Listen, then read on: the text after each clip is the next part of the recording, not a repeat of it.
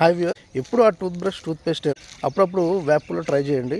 కనీసం నెలకు ఒకసారైనా వేపులో ట్రై చేయండి. ఎందుకంటే మీ నోటికి మంచి ఎక్సర్సైజ్ కానీ, మీ పళ్ళకి ఎక్సర్సైజ్ కానీ, మీ పంటి యొక్క మజిల్స్, ఫేషియల్ మజిల్ అంటే ముఖ కండరాలు మనకు మంచి ఎక్సర్సైజ్ లాగా వేపులో పనికొస్తుంది. సో నేను ట్రై చేస్తున్నాను. సో ఇది వేపులు. సో దీన్ని మనం ఎలా వాడాలి చూసినట్లయితే, సో ఒక మీడియం సైజ్ తీసుకో, దాన్ని బాగా నమలాలన్నమాట. సో బాగా క్రష్ చేసిన తర్వాత ఈ విధంగా మొత్తం మనకి సో సన్న ఫైబర్స్ లాగా అయినప్పుడు దాన్ని ఒక్కొక్క టీత్ మీద చిన్నగా ఇలా ఎక్కువ ఫోర్స్ పెట్టకుండా నీట్గా క్లీన్ చేసుకోవచ్చు. సో దీనివల్ల మనకు కలిగే అడ్వాంటేజ్ ఏంటి? వేపుల వల్ల యాంటీ బ్యాక్టీరియల్ ప్రాపర్టీ, నోట్లో ఏమైనా చెడు బ్యాక్టీరియా ఏమైనా తగ్గిపోతుంది. యాంటీ ఫంగల్ ప్రాపర్టీస్, నోటి ఇన్ఫెక్షన్స్ కానీ నోటి పూతలు కూడా తగ్గిపోతుంది. సో దీనివల్ల ఇది అడ్వాంటేజెస్.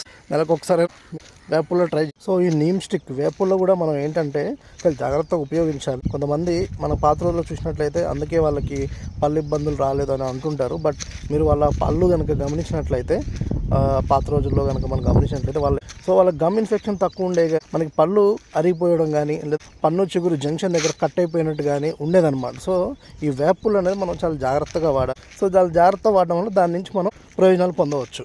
ఇంతకీ నేను ఎక్కడున్నా అనుకుంటున్నాను, మా అమ్మమ్మ ఇంటి దగ్గర.